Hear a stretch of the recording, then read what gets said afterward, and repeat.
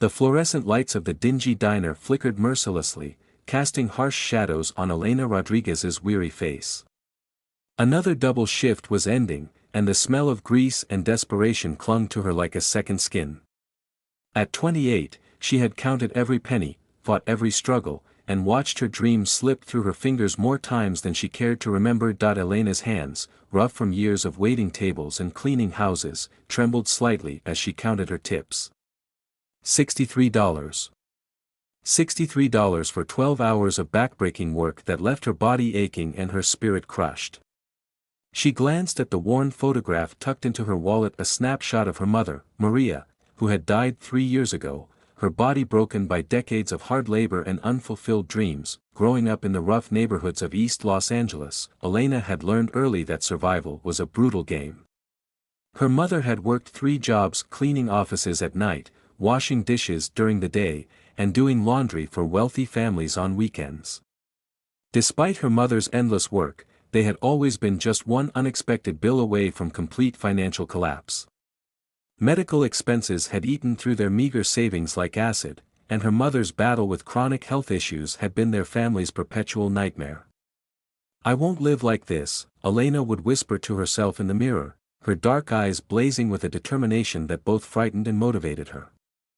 She had watched her mother's hope die slowly, crushed by a system that seemed designed to keep people like them perpetually struggling. Every missed opportunity, every bill collector's call, every moment of humiliation had been etched into her memory like a painful tattoo. Education had been her initial escape route. She'd studied hard, worked multiple jobs, and managed to get an associate's degree in business administration. But degrees meant little without connections, and connections required money, something she had never possessed. Internships went to students who could afford to work for free, entry-level jobs demanded experience she couldn't gain, and the corporate world seemed like a fortress with walls too high to climb. Her current situation was a testament to the cruel irony of her life. Despite her intelligence, despite her relentless work ethic, she was stuck. Stuck in a cycle of poverty that seemed impossible to break. The diner job, the weekend cleaning gigs, the occasional babysitting, they were band-aids on a wound that required major surgery. But Elena was not one to accept defeat. If the traditional paths to success were closed to her, she would create her own path. And her path, she had decided, would involve finding a way out by any means necessary. Her strategy was simple and calculated. She would use her most valuable asset, her youth, her beauty, her intelligence, to secure a future that had been denied to her and her mother. Wealthy men looked for beauty, she would be that beauty. They sought companionship, she would be that companion. They desired admiration, she would be that admirer. This was not desperation, Elena told herself. This was survival. This was revenge against a system that had kept her family in chains for generations. The last customer left the diner, and Elena tied her apron, preparing for the final cleanup.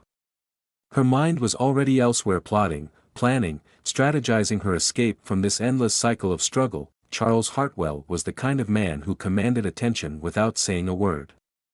At 55, he carried himself with the quiet confidence of someone who had conquered both business and personal battles. His steel-gray hair, meticulously styled, framed a face that spoke of years of high-stakes negotiations and carefully managed emotions. Founder and CEO of Hartwell Innovations, a tech conglomerate that had revolutionized digital infrastructure, he was a titan of industry whose net worth was estimated in the hundreds of millions. But beneath the polished exterior lay a man deeply wounded by his past. His first marriage to Maria had been a testament to the complexities of love and betrayal. They had been childhood sweethearts, growing up in a small working-class neighborhood in San Diego. Maria had stood by Charles through his early struggles, supporting him when he was nothing more than a junior programmer with big dreams and empty pockets. She had worked multiple jobs, sacrificed her own aspirations, and been the foundation of his initial success. As Charles's company grew, so did the strain on their relationship. Success changed people, and it had changed him. Long hours, international travel, and the intoxicating world of corporate power had slowly created a distance between them that seemed insurmountable. When Maria discovered she couldn't have children, something broke in their relationship. The pressure of societal expectations, Charles's unspoken disappointment, and years of accumulated resentment culminated in a divorce that was as financially complicated as it was emotionally devastating. Despite the divorce, Charles had ensured Maria's financial security. He had signed over a significant portion of his assets to her, a gesture of guilt and genuine care that went beyond mere legal obligations. Maria had never been a gold digger, never sought to exploit him, and that made his guilt even more profound. Enter Elena Rodriguez. She had studied Charles meticulously. Attending high-end charity events as a +1 to a catering manager, she observed the wealthy attendees like a predator studying its prey. Charles was hard to miss: tall, distinguished, always surrounded by a coterie of business associates and socialites. She noted his preferred drink, single malt scotch, his body language, the way he listened more than he spoke. Her approach was calculated and multilayered. First, she cultivated a professional persona. Through a series of carefully orchestrated encounters, she positioned herself as a rising marketing consultant. At a tech conference, she deliberately bumped into Charles, dropping her portfolio. Her presentation was flawless, intelligent, nuanced, showing just enough knowledge to intrigue but not intimidate. Charles was initially drawn to her intellect. Unlike the typical social climbers he encountered, Elena seemed different. She spoke about business with a passion that reminded him of his younger self. Their first real conversation lasted 3 hours, moving from conference hall to a quiet cafe, where Elena strategically revealed just enough of her background to create sympathy without appearing desperate. She was careful. Every interaction was a chess move. She never appeared overtly interested, maintaining a professional distance that only increased Charles's curiosity. When he invited her to discuss a potential consulting project, she negotiated terms that were impressive yet modest, showing integrity that set her apart from others. Emotionally, Charles was vulnerable. His divorce had left him feeling isolated, questioning his ability to truly connect with someone. Elena understood this instinctively. She really listened to his stories, showed genuine interest in his work, and subtly massaged his ego without appearing sycophantic. Their relationship progressed rapidly. What began as professional interactions became personal. Charles found himself sharing details of his life he had never revealed to anyone: his fears, his disappointments, his dreams. Elena was the perfect confidant, offering support that felt genuine even though every moment was carefully choreographed. 3 months after their first meeting, Charles was completely captivated. Elena had transformed from a potential business contact to an essential part of his emotional landscape. She knew exactly when to be mysterious, when to be supportive, when to challenge him, and when to submit. The proposal, when it came, was almost an afterthought, as if the relationship had been inevitable from the beginning. Charles believed he was in control, making a rational decision.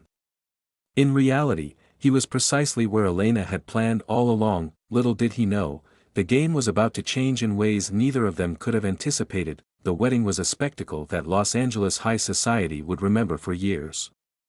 Held at the historic Bel Air Hotel, it was a testament to Charles Hartwell's wealth and Elena's carefully crafted transformation. 500 guests watched as Elena descended the grand staircase in a custom Vera Wang gown that reportedly cost more than most people's annual salary. Every detail had been meticulously planned. Champagne from rare vintages flowed like water.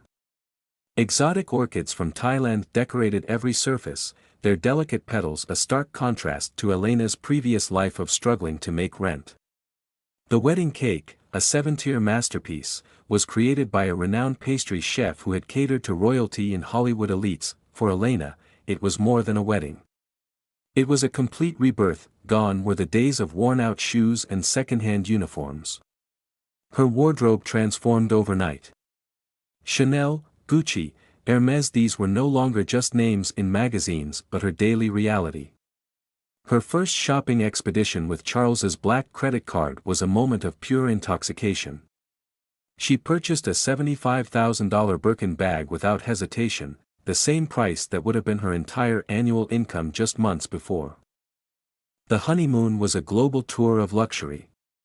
Private jets, presidential suites in the world's most exclusive hotels, personal chefs, and private islands became her new normal. They spent a week in a private villa in the Maldives, another in a chateau in the French countryside, concluding with a month-long cruise on a custom-designed yacht that was more like a floating palace. Elena reveled in her new social status. She took etiquette classes, hired a personal stylist, and began cultivating connections with the wives of other wealthy businessmen. Her Instagram became a carefully curated showcase of her new life, each post a calculated display of her transformation from struggling waitress to elite socialite. Charles seemed to enjoy watching her bloom. He would observe her at social events, a subtle smile playing on his lips as she navigated conversations about art, international politics, and high-end real estate with increasing confidence.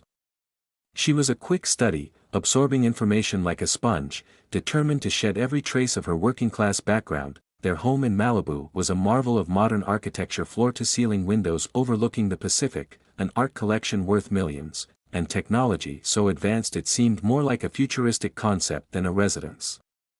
Elena hired a team of staff, a personal chef, a housekeeper, a personal trainer, and a personal assistant, but beneath the surface, subtle tensions began to emerge. Charles was methodical, reserved. He appreciated Elena's beauty and her ability to navigate social circles, but he was rarely demonstrative. Their intimate moments were precise, almost calculated. Elena noticed he kept emotional distance, a remnant of his previous marriage that seemed deeply ingrained. Her spending became increasingly aggressive. What began as careful, strategic purchases evolved into compulsive consumption. She justified each expensive acquisition as an investment in her new identity. A $250,000 custom car here, a $500,000 jewelry collection there, money seemed to flow like water. Charles would raise an eyebrow occasionally, make a subtle comment about moderation, but he never truly stopped her. It was as if he was conducting an experiment, watching how far she would go, how quickly she would transform. The irony was not lost on Elena. She had married Charles to escape poverty, to secure a financial future. Yet with each passing month, she felt herself becoming more trapped not by poverty, but by the gilded cage of expectations she had constructed for herself. Little did she know, the most significant revelation was yet to come, a discovery that would shatter everything she believed she had achieved. The first sign of trouble came 6 months into their marriage, on a crisp autumn morning when Elena received an unexpected visit from Charles's lawyer. She was lounging in the master bedroom of their sprawling Malibu estate, surrounded by designer clothes and expensive jewelry, when the distinguished-looking man handed her a thick manila envelope. "Mrs. Hartwell," he began, his tone clinical and detached, "I'm here to clarify some matters regarding your husband's financial arrangements." Elena's perfectly manicured hand trembled as she opened the document. At first, the legal jargon seemed like a blur, but slowly, the reality began to crystallize. Charles had, years ago, legally transferred the majority of his assets to Maria, his first wife. Not just a small portion, but nearly 78% of his entire fortune, including several key properties, significant stock holdings, and a trust fund that would continue to generate millions annually. Her world began to spin. The prenuptial agreement she had so carefully navigated, believing she had outsmarted every potential obstacle, now revealed itself as nothing more than an elaborate facade. Charles had strategically structured his finances long before meeting her, ensuring that his wealth remained fundamentally protected. When Charles returned home that evening, Elena was waiting. The controlled facade she had perfected over years of strategic planning was beginning to crack. Her eyes, usually warm and calculating, now burned with a mixture of rage and desperation. "Explain," she demanded. The manila envelope slammed against the marble countertop. Charles seemed unsurprised. He poured himself a scotch, his movements measured and calm. "Maria sacrificed everything for me," he said quietly. "When I had nothing, she was there. When my company was just a dream, she worked multiple jobs to support us.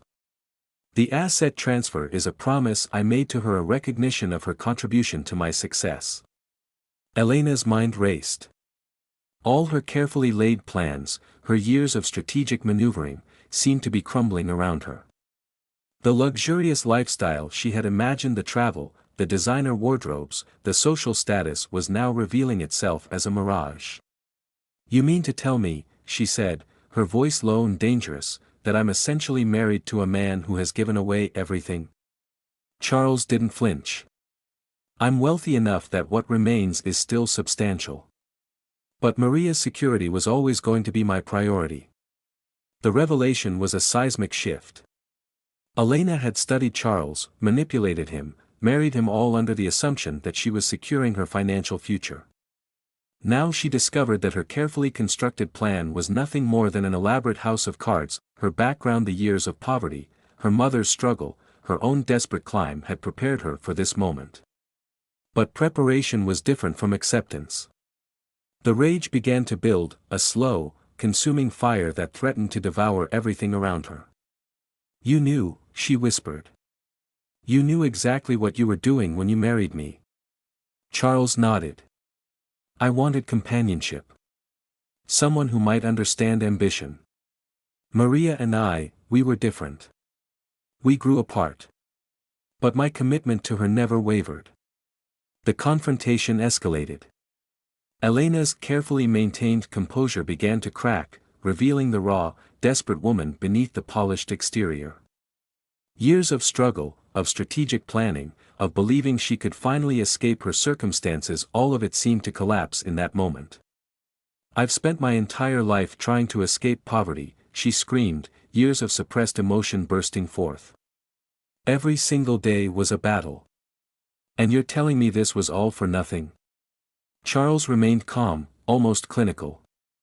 "It was never about nothing, Elena. It was about keeping a promise. About honoring a commitment made long before you entered my life." The revelation brought with it a brutal clarity. Elena realized she had been outmaneuvered not through typical manipulation, but through something she had never expected: genuine integrity. Her carefully constructed persona, the ambitious woman who would do anything to escape her circumstances, was now laid bare. The mask she had worn, the strategies she had employed, seemed suddenly transparent and fragile. For the first time in her life, Elena felt truly vulnerable. The financial security she had pursued with such single-minded determination was now revealed as an illusion. Her marriage, her strategy, her entire life's plan had been built on a foundation of sand. Charles watched her, not with anger, but with a strange mixture of compassion and understanding. He had known, perhaps from the beginning, exactly what she was. And yet, he had chosen to enter this arrangement with open eyes. "What happens now?" Elena asked, her voice barely a whisper. Charles's response was unexpected. "That depends entirely on you." The turning point had arrived. Everything Elena had believed about herself, about her capabilities, about her future was now subject to a complete and devastating re-evaluation. Maria Hartwell was nothing like Elena had imagined. When they finally met, Elena expected a bitter, vengeful ex-wife. Instead, she found a woman of remarkable depth and unexpected grace. Their first encounter happened unexpectedly at a legal mediation, a tense meeting that Elena anticipated would be a battlefield. Maria arrived wearing simple, elegant clothing, a tailored navy blazer and classic white blouse that spoke of understated sophistication. She was 52, with streaks of silver in her dark hair, her face marked by lines that told stories of resilience rather than bitterness. What shocked Elena most was Maria's background. Far from being a passive victim, Maria was a former high school science teacher who had put Charles through his early education. She had worked multiple jobs, saved meticulously, and been the driving force behind Charles's initial success. The asset transfer wasn't an act of pity, but a genuine recognition of her contributions. "I know exactly who you are," Maria said quietly during their first private conversation. "And I know why you married Charles." The directness was disarming.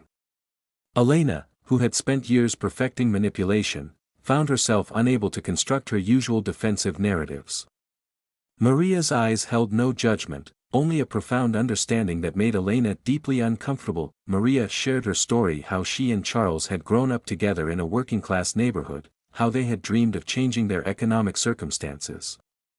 She spoke of sacrificing her own academic career to support Charles's entrepreneurial ambitions, of working night shifts while supporting his early startup, of believing in a dream that seemed impossible.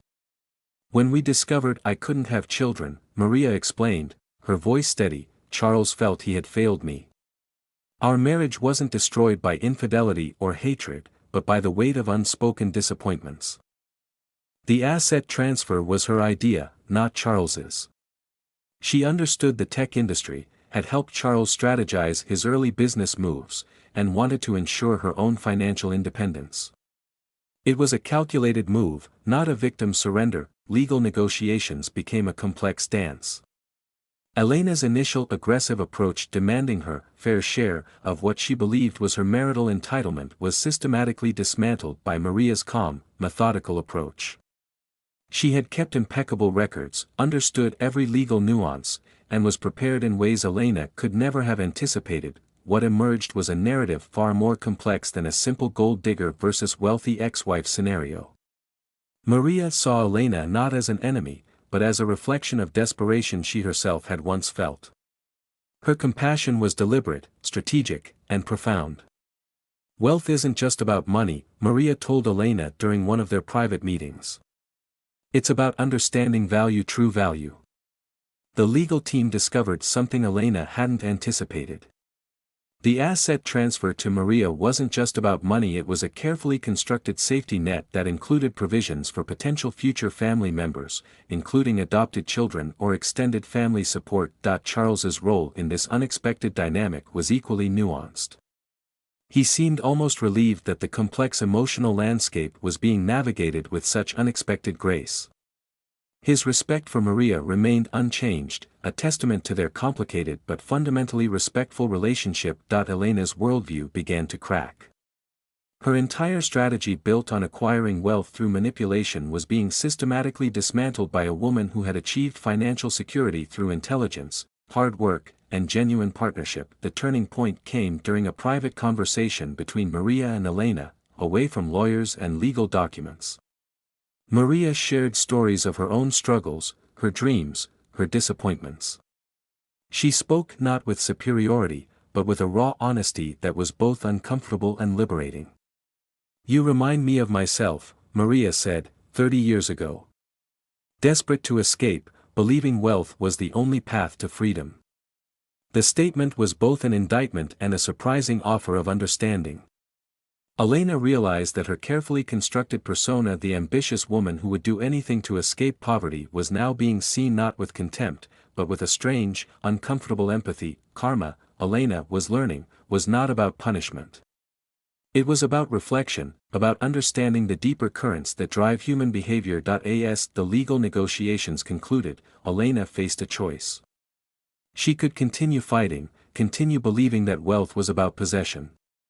Or she could listen, learn, and potentially transform. The unexpected twist was not about winning or losing.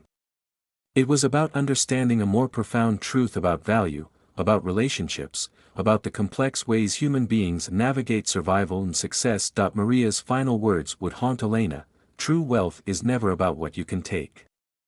It's about what you can contribute." The months following the legal negotiations became Elena's crucible of transformation. What began as a devastating blow to her carefully constructed plans slowly evolved into an unexpected journey of self-discovery. Charles, surprisingly, did not cast her aside. Instead, he offered her something far more valuable than money: an opportunity to understand herself. Through a series of conversations that peeled back the layers of her ambition, he helped her confront the root of her desperation. Elena began volunteering at a community center in her old neighborhood, initially as a way to prove her worth, but gradually discovering a genuine connection to her roots. She started a small scholarship program for young women from low-income backgrounds, drawing from her own experiences of struggle and limitation. Her first project was deeply personal. She tracked down the families of women like her mother, hardworking immigrants who had sacrificed everything for their children's futures. Each scholarship came with more than just financial support. It included mentorship, career guidance, and a support system that Elena had desperately needed in her youth. Maria played an unexpected role in her transformation. Rather than maintaining distance, she became an unlikely mentor.